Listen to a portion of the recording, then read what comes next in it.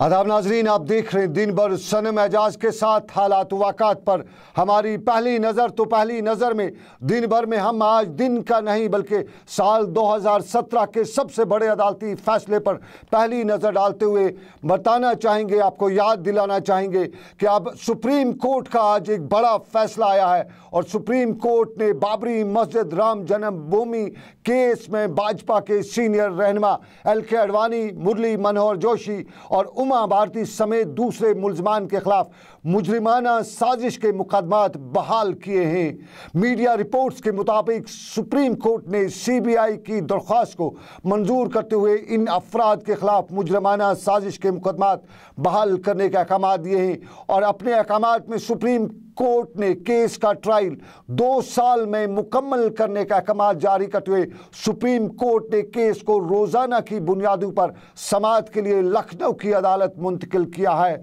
अदालत उज़्मा ने हुक्म दिया है कि मुकदमे की समाअत 2 साल के अंदर मुकम्मल होनी चाहिए और केस की कार्रवाई रोज़ाना होनी चाहिए। किसी भी बुनियाद पर मुलतवी केस की कार्रवाई नहीं की जाएगी और मिसमारी से मुतल्लिक दोनों मुकदमात की समाअत अब लखनऊ में ही होगी और केस के मुकदमे की समाअत वहीं से शुरू की जाएगी जहां से इसका ओरिजिन था। और सबसे अहम बात कि मामले की समाअत मुकम्मल होने तक उससे मुंसलिक जज का ट्रांसफ़र नहीं किया जा सकता है और किसी ठोस वजह के बगैर केस की समाअत मुअख्खर भी नहीं की जा सकती है। लखनऊ की एडिशनल सेशन जज की खसूसी अदालत 4 हफ्ते में ताज़ीज़ात हिंद के दफ़ा 120 यानी मुजरिमाना साजिश के तहत इल्ज़ामात तय करेगी। और आपको याद दिलाना चाहेंगे कि पिछले ही माह सुप्रीम कोर्ट के चीफ जस्टिस की सरबराही में 3 रुकनी बेंच ने भी ये भी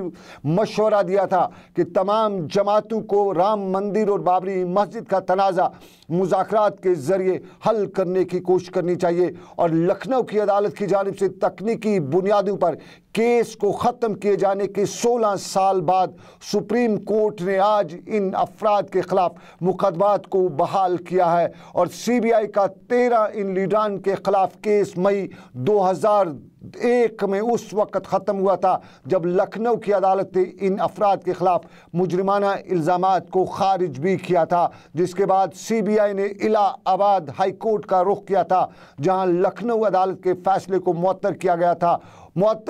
था और इलाहाबाद हाई कोर्ट ने अपने 2010 के फैसले में मुतनाज़ा इलाके के 3 तरह से डिवीज़न करने का फैसला दिया था और हाई कोर्ट की तब की 3 रुकनी बेंच ने करार दिया था कि